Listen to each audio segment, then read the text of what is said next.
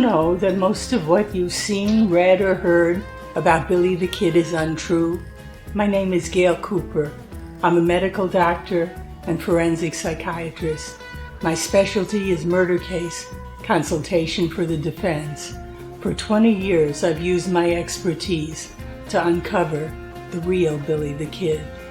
Researching over 40,000 pages of archival documents and books, I've written the revisionist history. It's shocking, it's liberating, and I've written books demolishing the hoaxes, hijacking the history. My talks will share with you what I've found. Cover-ups, misinformation, and fakery, to use Old West lingo, will bite the dust.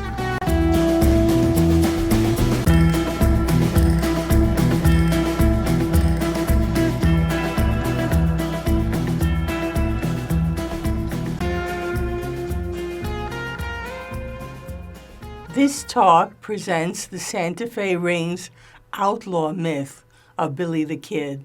The information is from my book, The Santa Fe Ring versus Billy the Kid, The Making of an American Monster.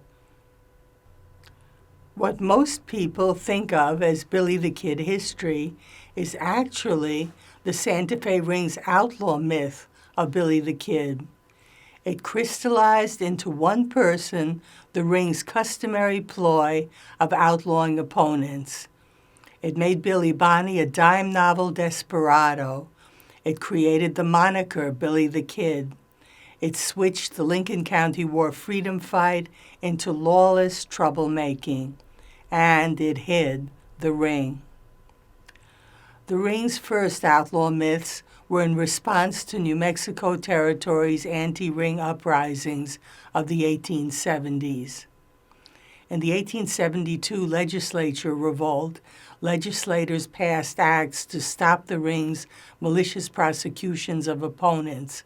On April 3, 1873, Ringite Governor Marsh Giddings wrote to the Secretary of the Interior that it had been a, quote, revolution by Democrats, past corrupt officials, and the vilest of the vile Mexicans from the slums of vice in Santa Fe.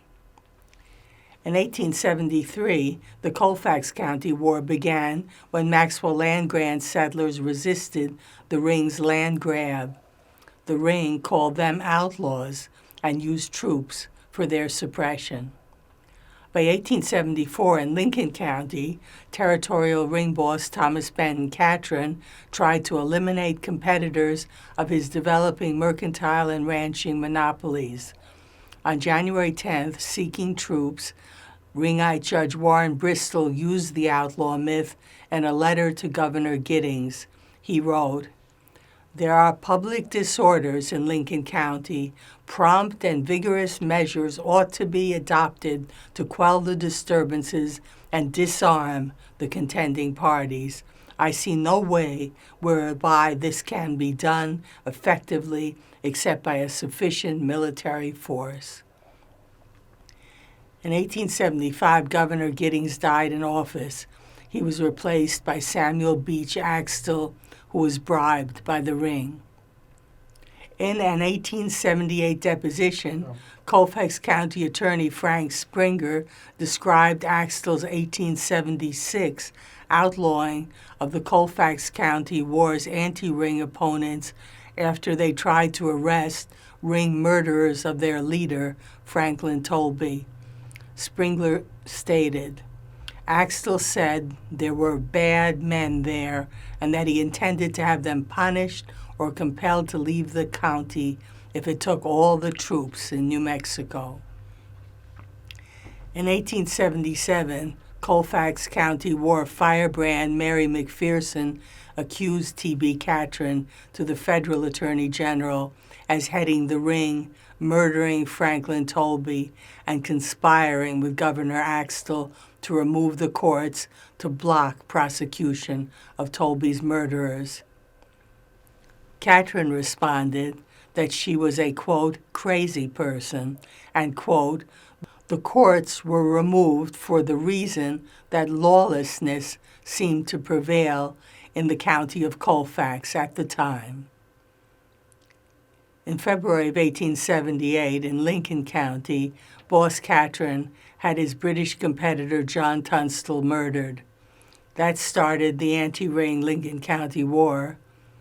Catron used the outlaw myth in a May 30th letter to complicit Governor Axtell to seek troops for its suppression.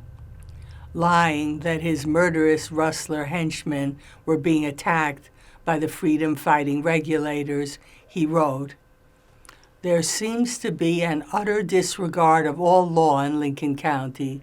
I would most respectfully request that some steps be taken to disarm all parties carrying arms, and that the military be instructed to see that they all keep the peace."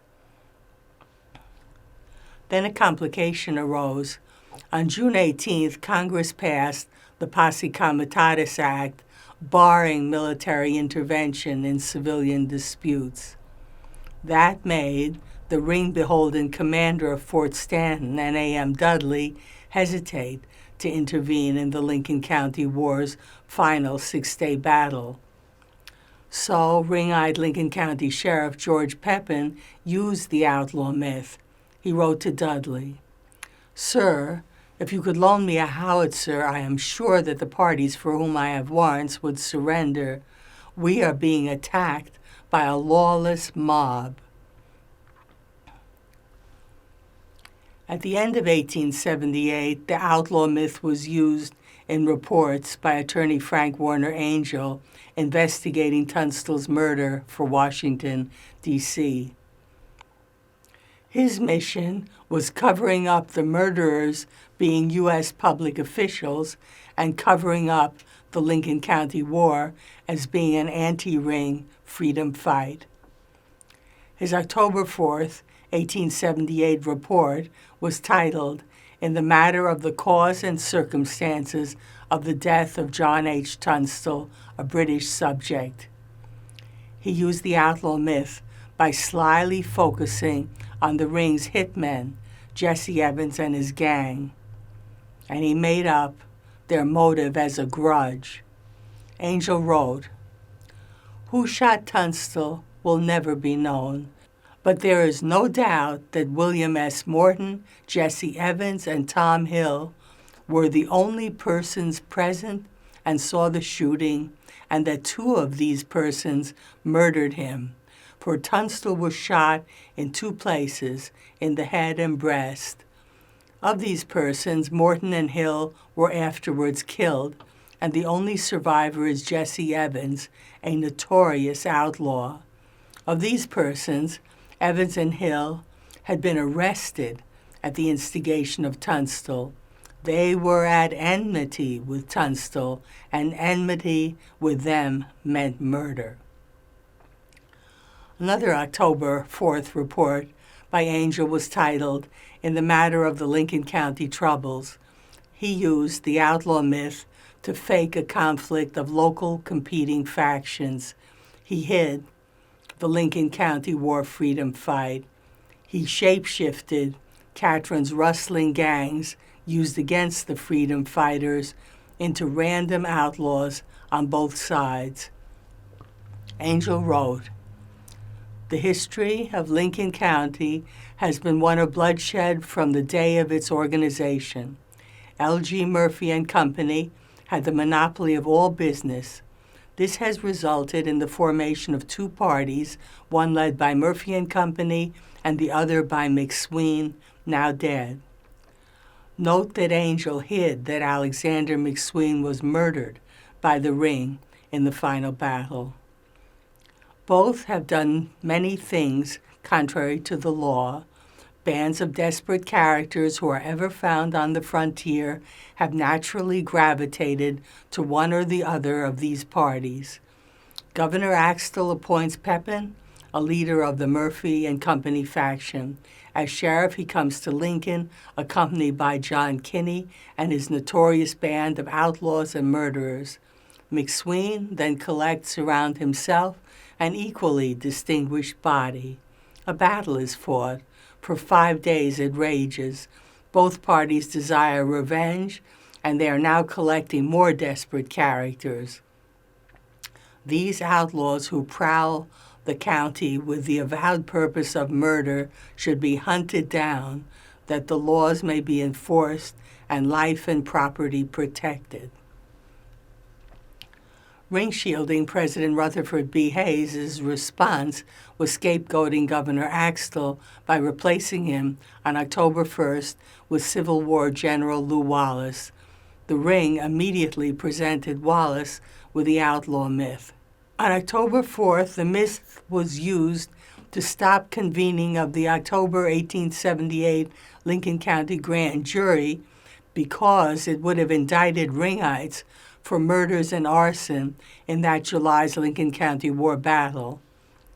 Ringite 3rd Judicial District Judge Warren Bristol telegrammed Santa Fe's Ringite U.S. Marshal John Sherman, claiming he could not get juries and, quote, contending parties were each having in its employ professional assassins. 2 days later, on October 6th, Ringite Sherman manipulatively gave Wallace a list of mostly regulators as so-called worst outlaws in the territory. Number 14 was the kid, William Bonney, wanted for murder. On November 13th, self-protectively hoping to avoid confronting the vindictive Ring, Lew Wallace made an amnesty proclamation for all non-indicted Lincoln County War participants, including troops. It was not that simple.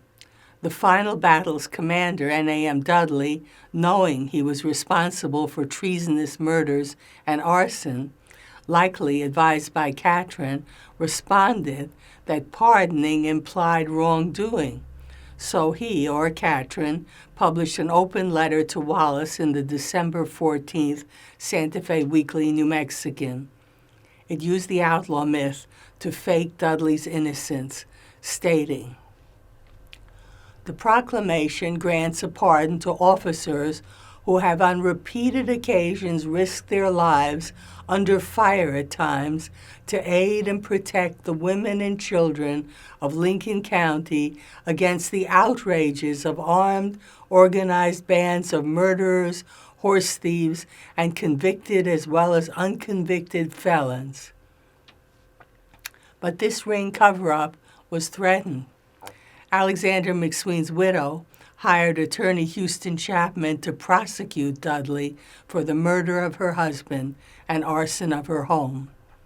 So on December 31st, local Ring boss James Dolan wrote the outlaw myth to Lew Wallace to attack Chapman. He stated, "He appears to be the only man in this county who is trying to continue the old feelings. I and many of our citizens feel confident that if this man was silenced, the troubles would end." When Wallace did nothing, on February 18, 1879, Dolan, with Ring thugs Jesse Evans and Billy Campbell, murdered Chapman. Then reality confronted the outlaw myth. On March 13th, Billy Bonney emerged. He wrote to Governor Wallace proposing a pardon bargain. He would testify against Chapman's murderers. He wrote, "I have indictments against me for things that happened in the late Lincoln County War, and I'm afraid to give up because my enemies would kill me. I was present when Mr. Chapman was murdered and know who did it, and if it were not for those indictments, I would have made it clear before now. If it is in your power to annul those indictments, I hope you will do so as to give me a chance to explain." The next month, Billy testified. He got James Dolan, Billy Campbell, and Jesse Evans indicted. And Susan McSween replaced Chapman with attorney Ira Leonard. The Ring pushed back. Dudley, for his court of inquiry for possible court-martial, was defended by Catherine's past law firm member, Henry Waldo, and the court was rigged by biased judges. Billy testified against Dudley, stating that when escaping the burning McSween house, he saw 3 of Dudley's officers fire a volley at himself and others. That meant Dudley's attacking civilians as a partisan. So it was left to Waldo to use the outlaw myth in his closing argument to negate the truth. Waldo stated, "Then was brought forward William Bonney, alias Antrim, alias the Kid, a known criminal of the worst type, though hardly up to his majority, murderer by profession, as records of this court connect him with 2 atrocious murders, that of Roberts and the other of Sheriff Brady. Both of them are cowardly and atrocious assassinations. There were warrants enough for him to the 19th of July last to have plastered him from his head to his feet, yet he was engaged to do service as a witness." Dudley was exonerated. Billy was now in the ring's lethal sights. He'd gotten Houston Chapman's ring-eyed murderers indicted. In a fair court, he would have gotten past Commander Dudley, facing court-martial. But there was an obstacle to murdering him. His anti-ring partisans hid him. It was time for the big guns. Either Catron or his Washington co-boss, S.B. Elkins, contacted James Brooks, the chief of the Secret Service, for a political assassination. In mid-September of 1880, Special Operative Azariah Wild was sent to the territory. He stayed into December. Though counterfeiting was the Secret Service's focus, it investigated related crimes. It could justify any action, including killing. Lazy and lackluster Azariah Wild would be manipulated by Catherine's brother-in-law, Edgar Walsh, local boss James Dolan, and Catherine's agent, David Easton, into believing that Billy headed a huge counterfeiting rustling gang out of Fort Sumner. Wild, in his daily reports to Chief Brooks, wrote fiction to hide that he uncovered nothing. He thus added to the outlaw myth of Billy the Kid.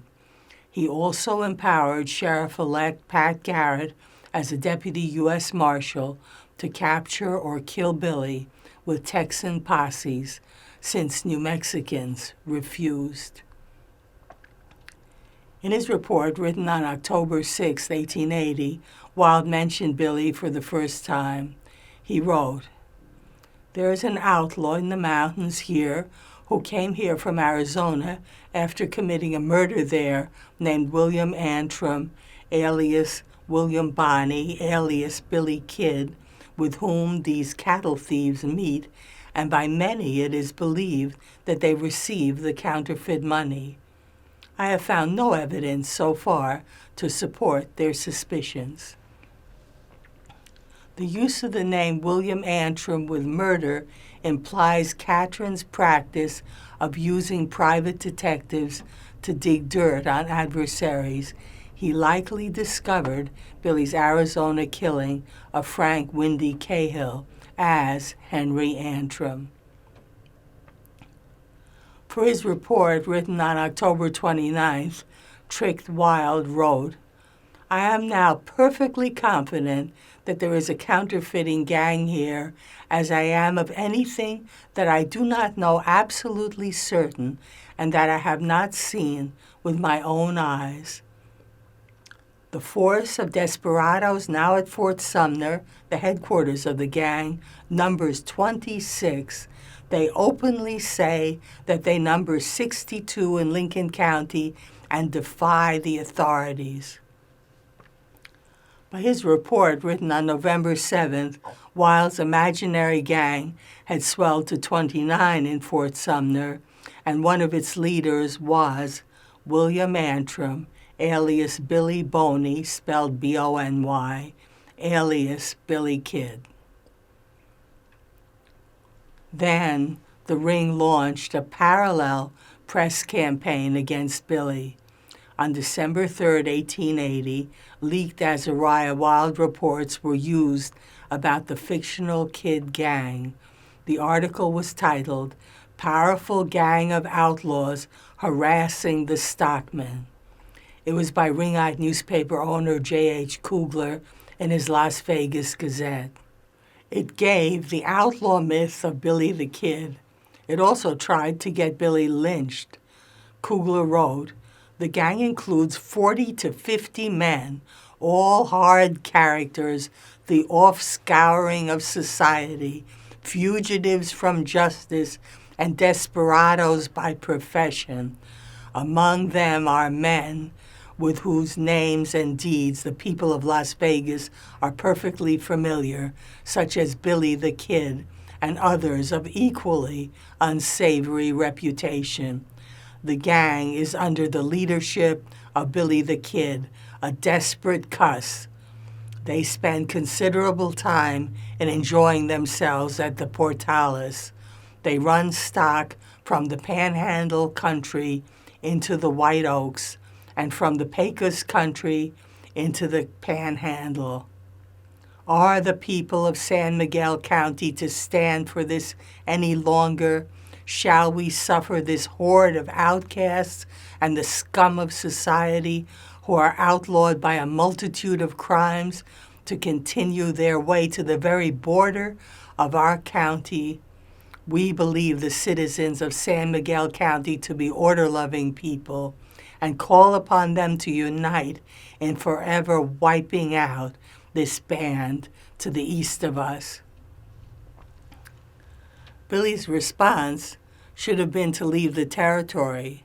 Instead, 9 days later, on December 12th, he defiantly wrote to Governor Lew Wallace. He stated, "I noticed in the Las Vegas Gazette a piece which stated that Billy the Kid, the name by which I am known in the country, was the captain of a band of outlaws who hold forth at the Portales. There is no such organization in existence, so the gentleman must have drawn very heavily on his imagination."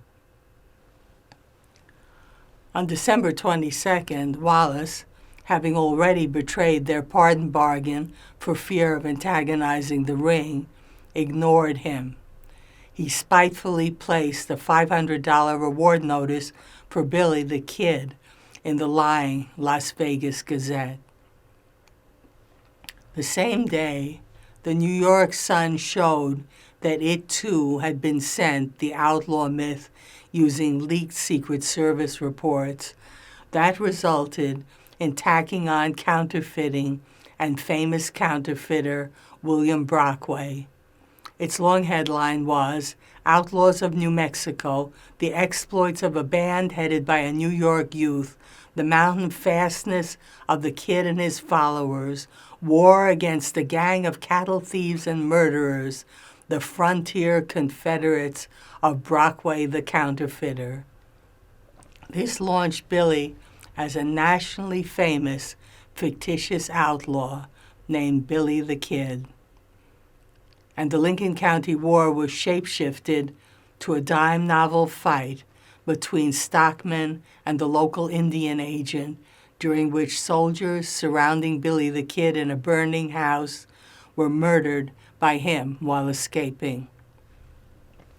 The long article, listed as from Las Vegas, was possibly written by J.H. Kugler or even Catron himself, and it ultimately contaminated Billy's real history, distorting books and media to the present.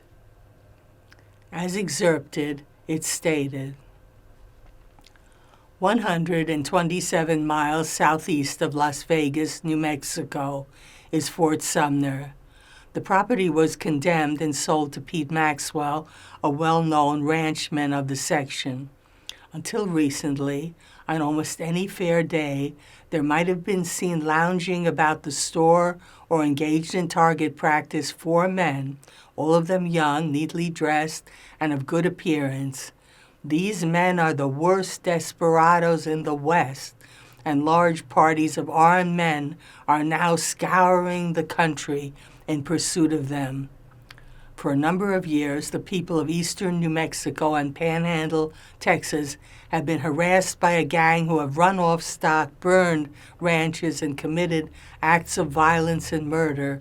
It was only recently that the leaders and organization of the band were discovered. The leaders are Billy the Kid, so-called from his youth, Dave Rudabout, Billy Wilson, and Tom O'Fallard, that meant Tom O'Fallard, the 4 loungers about Fort Sumner. The Kid is the captain of the gang.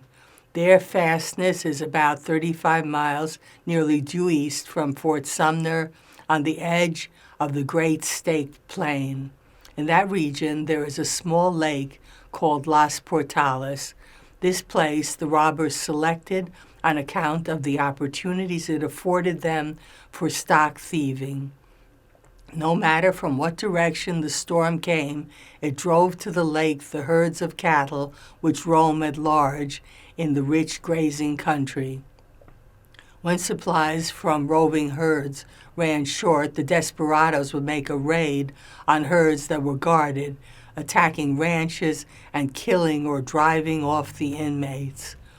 The people of the surrounding country finally found the existence of this band unendurable.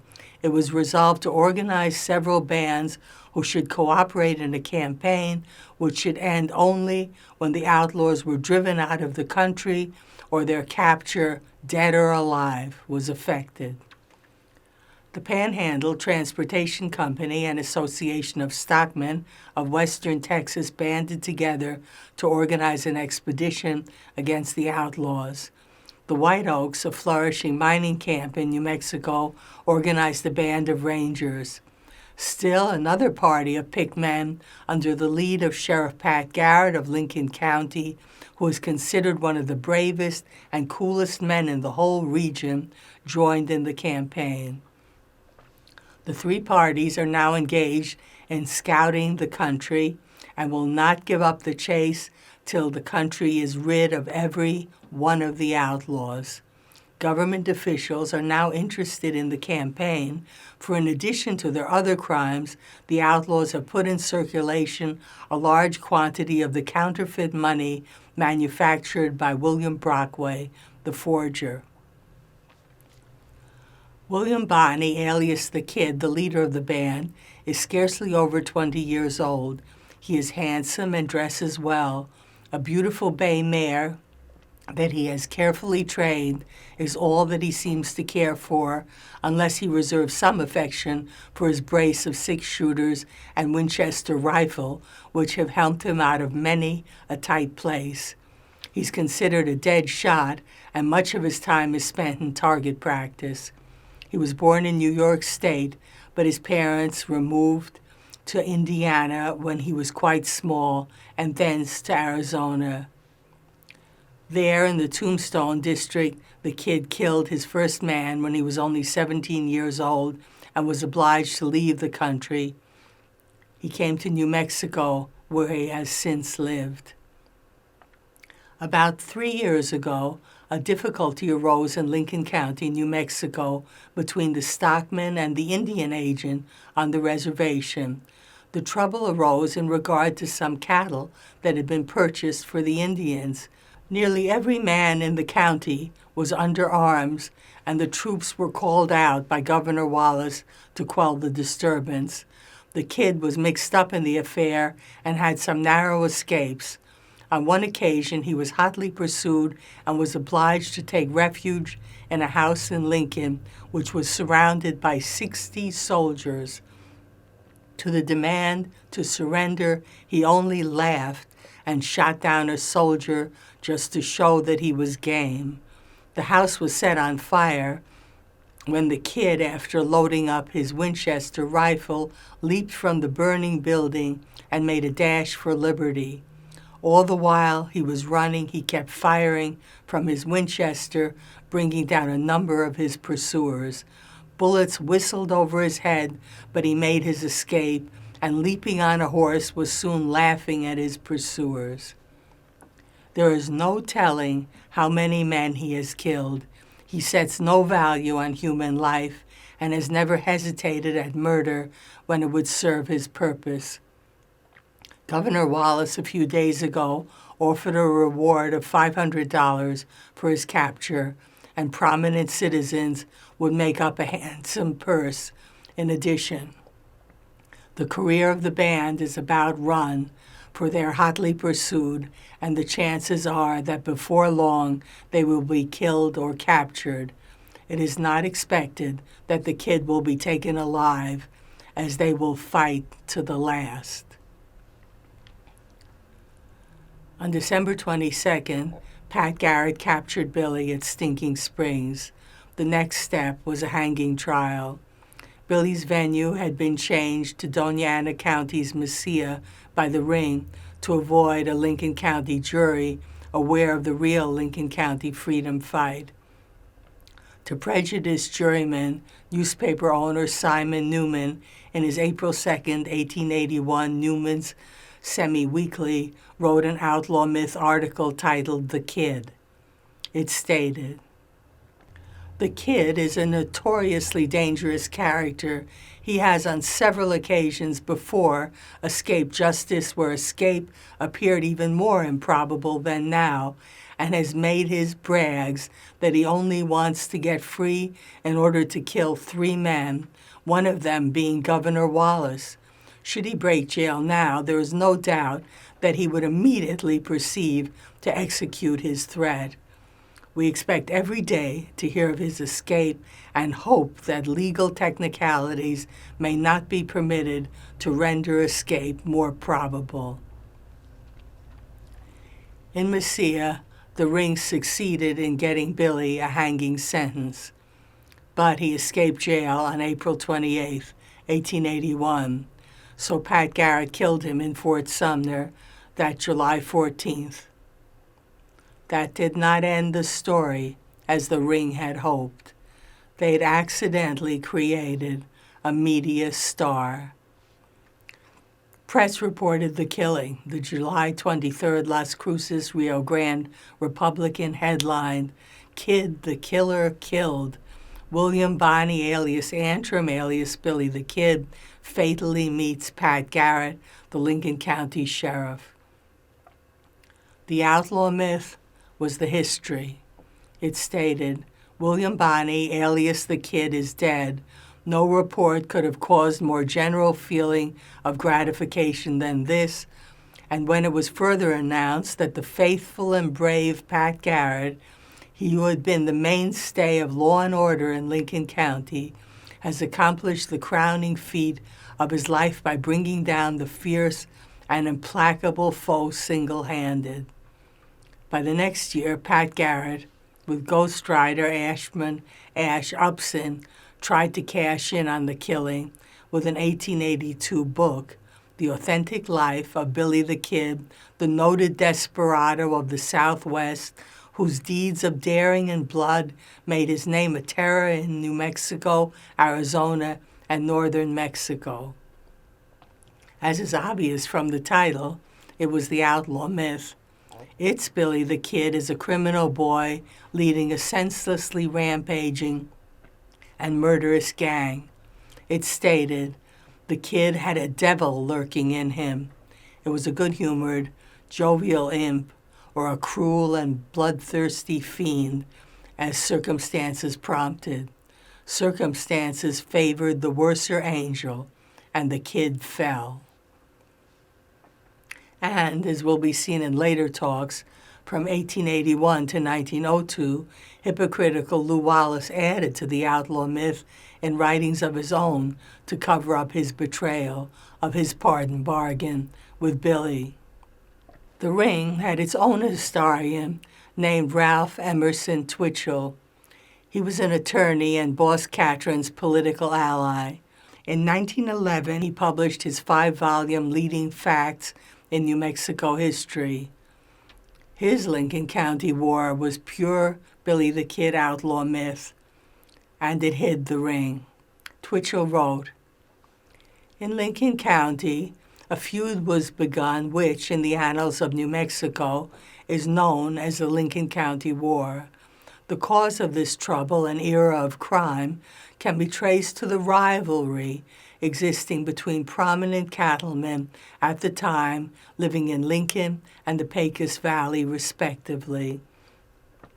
Both were furnishing cattle to the Mescalero Indian agent, and each accused the other of stealing from their respective herds.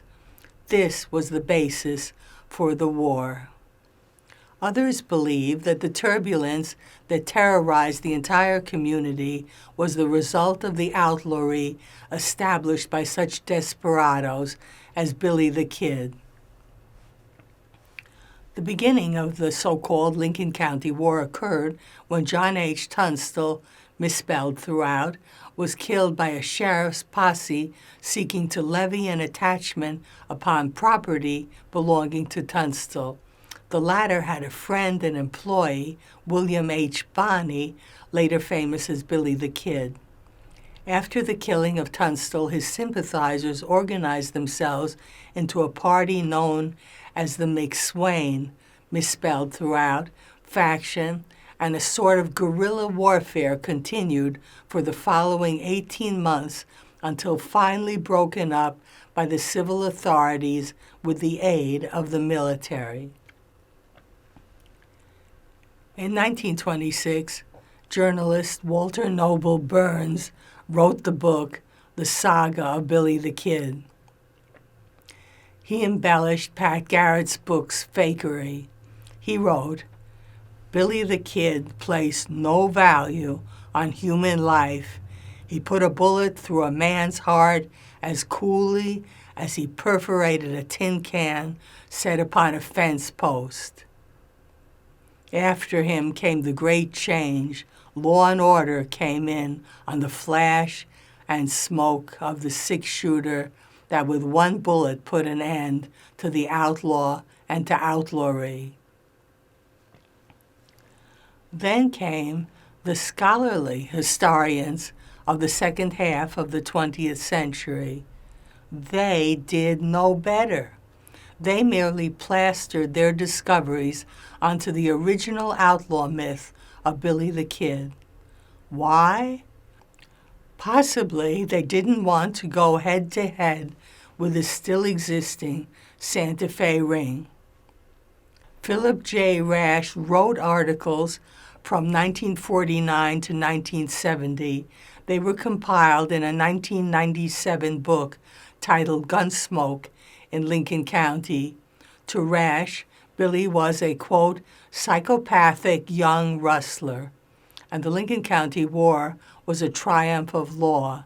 He wrote, "Tunstall's and McSween's failure to recognize that the society of Lincoln County was one that would respond to the symbols of legal chicanery with gunfire resulted in their own destruction and that of many of their followers." William Kelleher, a New Mexico lawyer, published a 1957 book, Violence in Lincoln County, 1869 to 1881. It omitted the Santa Fe ring. Though Kelleher knew about Billy's articulate pardon bargain letters, he called him almost illiterate, a desperado gunman and outlaw, a man who had not hesitated to take human life on more than one occasion. Robert M. Utley, a popularizer, in his 1987 book High Noon in Lincoln, Violence in the Western Frontier, denied the Santa Fe ring's existence. Though backing the outlaw myth, he minimized Billy's role. He wrote, "By July of 1878, some of the regulators turned toward good. The Kid turned the other way. As for Billy the Kid's contribution to the Lincoln County War, had he never found his way to Lincoln County, the course of the war would have almost certainly remained essentially as history has recorded it. British Frederick Nolan, the most scholarly, in 1992 published the Lincoln County War documentary history. The Santa Fe Ring plays no part. There are no anti-ring uprisings. Nolan, missing the causal role of the ring in the history, was left with only double-talk nonsense to explain the Lincoln County War.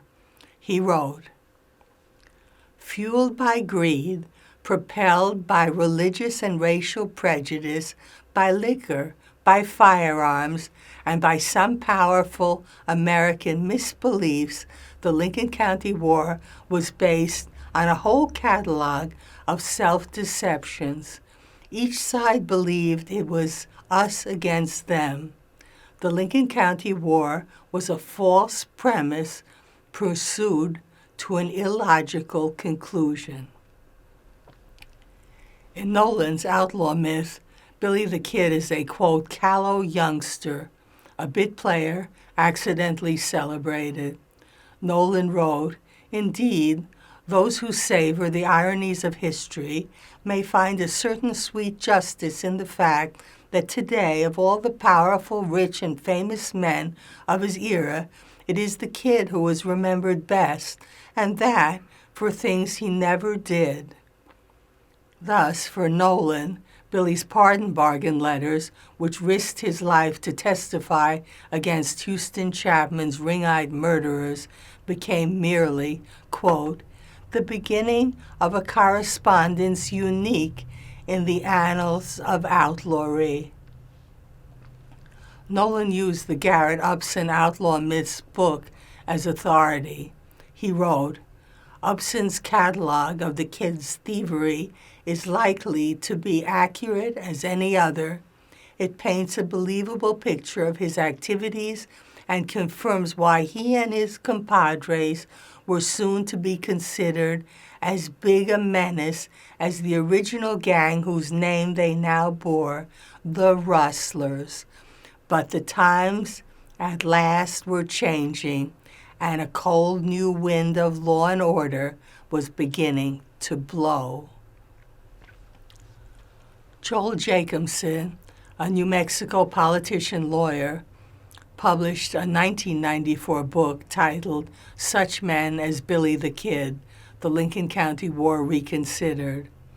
It's mere ring-denying outlaw myth.